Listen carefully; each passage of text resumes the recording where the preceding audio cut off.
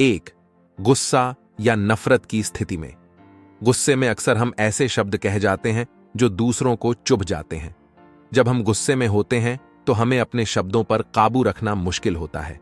इस दौरान चुप रहना बेहतर होता है, क्योंकि इससे न केवल हम किसी को चोट पहुंचाने से बच जाते हैं, बल्कि बाद में पछताने से भी।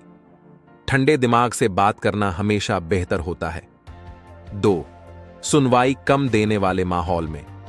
जब हम किसी ऐसे व्यक्ति से बात कर रहे हैं जो हमारी बात सुनना नहीं चाहता या जो सुन नहीं रहा, तब चुप रहना ही सबसे अच्छी राह होती है।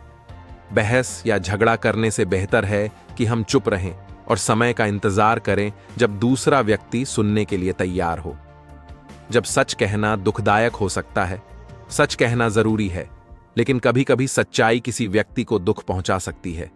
अगर सच कहना किसी के जज्बात को ठेस पहुंचाने वाला हो और उसका कहना कोई तुरंत फायदा नहीं पहुंचाता, तो ऐसे में चुप रहना ही बेहतर है। यहां समझदारी से काम लेना होता है और समय का इंतजार करना होता है। 4, अपने खुद के विचार और अनुभव को समझने के लिए। कभी कभी हमें अपने खुद के विचार और अनुभव को समझने के लिए भी चुप रहना चाहिए। यह एक आत्मनिरीक्षण का समय होता है।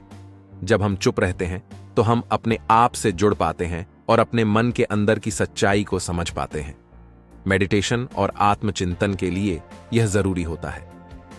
5, जब दूसरों को सुनना जरूरी हो।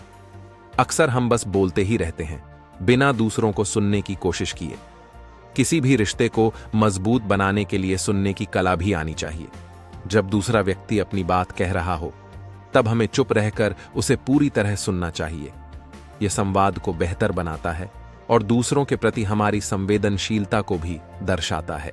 6, निंदा या आलोचना के समय। जब कोई हमें निंदा कर रहा हो या हमें आलोचित कर रहा हो, तो हमारा पहला प्रतिक्रिया होता है कि हम तुरंत जवाब दें। लेकिन ऐसे समय में चुप रहना बेहतर होता है। अपने आप को डिफेंड करने के बजाय अगर हम चुप रहते हैं और विचार करते हैं कि क्या वह आलोचना सच है, तो यह हमारे व्यक्तित्व विकास के लिए मददगार हो सकता है।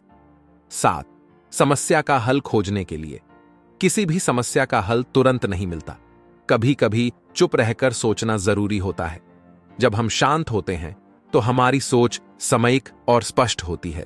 यह हल ढूंढने में मदद करती है।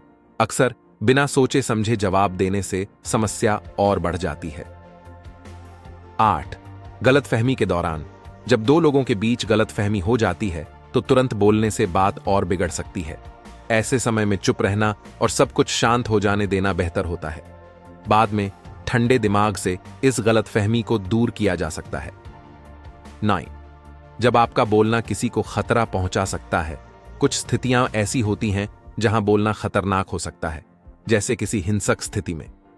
ऐसे समय में चुप रहना और स्थिति को देखते हुए ही कुछ करना समझदारी होती है। 10, अनुचित विचारों को रोकने के लिए। कभी कभी हमारे मन में ऐसे विचार आते हैं जो अनुचित होते हैं।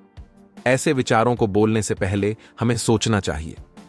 चुप रहकर हम ऐसे विचारों को समय पर रोक सकते हैं और अपनी छवि को खराब होने से बचा सकते हैं। चुप रहना एक कला है जो हर किसी को नहीं आती, लेकिन जो इसे सीख लेता है उसके जीवन में अनेक फायदे होते हैं। यह न केवल व्यक्ति को अंतरात्मा से जोड़ता है, बल्कि समझदारी, सब्र और संबंधों को मजबूत बनाने में भी मदद करता है। समय और स्थिति के अनुसार चुप रहना सीखना हर व्यक्ति के जीवन का एक अनिवार्य हिस्सा होना चाहिए। इसलिए अगली बार जब आप किसी कठिन परिस्थिति में हों या आपको लगे कि बोलने से बात बिगड़ सकती है, तो चुप रहने का चुनाव करें। यह छोटी सी प्रतिबद्धता आपके जीवन को शांत और सुखद बनाने में एक बड़ा कदम हो सकती है।